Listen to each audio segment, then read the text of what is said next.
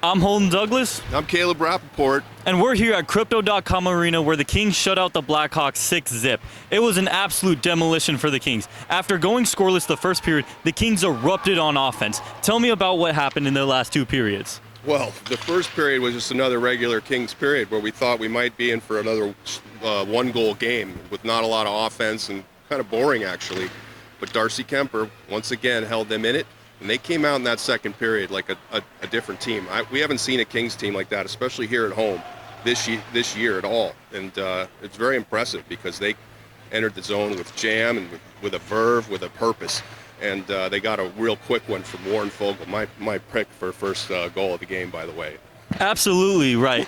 Brandt Clarke, he had 2 goals, and he was just the star of this game. I mean, everyone played well for LA, but Brandt Clarke especially, man, he was just incredible. He's playing his role. He's the number one scoring defenseman on the team, taking that mantle away from Drew Doughty here in the later stages of Drew Doughty's career.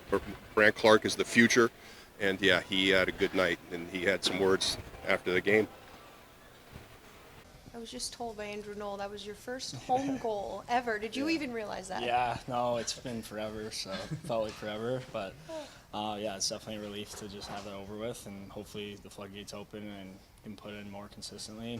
But yeah, I definitely have known for a while, so it's good it's over with. As a team, first time at home that you guys have really done that this year with the offensive output. Does a game like this just kind of lighten the load a little bit, take a little bit of the pressure off? For sure. I mean, it's been tough treading the last little bit scoring, and we all know it. It's not a secret. So, yeah, to get 6 or 7 or whatever it was felt great, and we were making a lot of plays there, and it kind of, you could tell that we were playing a little bit more free, which is good. And I think a lot of us, have been struggling offensively, so we've been gripping our sticks a little too much, and yeah, it definitely is. It's nice, but it's one game. You got to build off of it. So. What do you think led, like you just said, playing freer, probably a little more confidence? Was there something that kind of sparked that either between games or early in this game? I think we just had a good mindset going into today. We knew we didn't play great last game, and I think we got some good bounces today as well. And sometimes it's all it takes, and you kind of feel good about it. And yeah, I think once you see a couple going, it's just natural instinct to just loosen up a little bit, and you get a little bit more confident with the puck. What did you see on your goal there? Was it just kind of an example of being able to use your speed and strength to create something off the rush? Yeah, well, Dewey and Mikey, made a great breakout play, and Pears kind of set like a moving pick on one of their guys and freed me up some space for me. So, yeah, I just used my speed, and I knew I was taking it the whole way. Didn't even think about passing, which is, I got to have that mindset more. So, yeah, it was nice, and I got lucky. He made a good save, but it hit off me and went in, so I'll take it. What was the messaging, maybe not just from the leaders in the room, but from the team as you guys were going through a scoring drought? What was kind of the mantra or the main point of focus to get out of it? I think the only thing you can really do is just have a positive mindset and, attack every day the same, like be consistent and stick to it, even though sometimes it feels like it may not be working. I think that's really important. I mean, felt like we've been doing that, and yeah, just the mindset and just trying to have fun. It's supposed to be fun, and sometimes you can lose sight of that when it's not going your way. So I think we're a close group, we get along great, and yeah, I think just keeping it lighter. What can you take from tonight so that this can be sort of a turning point?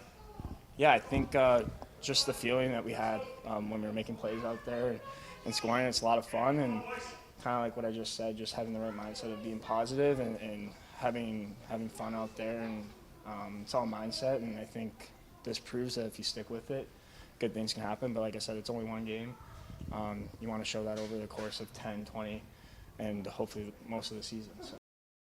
Put up 6 goals. There's been so much conversation about it being so difficult to score. What changed for you guys tonight? Sometimes they just go in, to be honest with you. Like, I feel like there's been looks around the net recently that just haven't gone in, and it's frustrating. And I think collectively maybe we were gripping the stick a little too tight. But tonight we were just finding the back of the net, finding each other in the offensive zone, and I think it all starts with that with Phil's line and Phil's getting that first one, and we all kind of, it was a sigh of relief. We're like, we got the lead here. Let's just play now, and that's what happened. So it's good on that. What did you like most about maybe the adjustments or changes you guys made after one? It seemed like the final 40 minutes you were able to just impose your game. Yeah, it was good. I think we were hard on their D. I think that was emphasis right out of the gates, just to get on them quickly. Get on that goalie. He's been playing really good recently, so just get lots of pucks to the net. And I don't think we did that effectively in the first, but that was emphasis in the first intermission. We came out hot in the second, and like I said, it started with those guys, and then we kind of just picked up off that big power play goal, and it just kind of rolled from there right into the third, and we kept it going. That was also said, not to take the foot off the gas. Just keep playing the same way, keep playing in their zone, and that's what happens. With you two, and Mikey's going to get 3 from the back end tonight. Obviously, it's a defense first thing, but how incumbent is it upon you guys to maybe create a spark when the forwards haven't been scoring lately? I don't know. It's you just try to fill in the holes. That was a great job by Mikey there on the 4-on-4. On the wide side is an awesome shot, and I just tried to. On my second one, I just tried to jump in the hole and be an option, and Juice found me, and I put it in. So I think that's just what we're looking for. We're encouraged to, when the time's right, like they were in those 2 instances, to take it, and that's what happens. And like I said, I think we've been doing that a little bit recently, and they haven't been going in, and tonight they did. So it's a good feeling. Is there a better net front guy in the league providing those screens than Pears? No, not at all. So we're grateful to have him, and that first goal was all because of him. The goalie never even knew the puck was coming. So he's phenomenal, and we're lucky to have him. A couple guys kind of get off the schneid tonight. Kuzmenko's first goal in over a month. Turk's first home goal ever. Just how good does it feel for those guys to score big goals and kind of break those slumps, I guess? I think it's huge, to be honest with you. I think this was collectively, even the guys that didn't score tonight. I just think we all took a step tonight. We were all happy for each other on the bench. We all wanted to see each other do well, and I think it was a full 20-man effort tonight that got the job done. So shout out to Darcy too. I think that's the most undercover effective shutout you'll ever see. So he was phenomenal. So so I think top to bottom it was a great effort, and I think we're happy for all the individuals. We got to hear from the players, but now let's hear what Coach Hiller had to say about the performance. We were looking for those last 40 minutes for a long time. Other than the shots falling, what changed in the last 2 periods tonight? Well, I thought when we scored our second goal, something changed. I think it felt like at least the players every one of them got 10 pounds lighter, and we were just quicker and more fluid. I mean, you guys watched it too. It just, we had talked about were they tight? I think we saw the example of them loosening up, so they must have been tight. Jim, how nice was it to see the offense come from so many places? Looked like all 4 lines got involved, and 3 goals from the defenseman as well. Sure, yeah. I mean, that's important when you're not scoring a lot. It's great to score like this, but it's also great to have it spread out. I think somebody told me 12 or 13 players were on the score sheet offensively tonight, so obviously not just goals, but assists.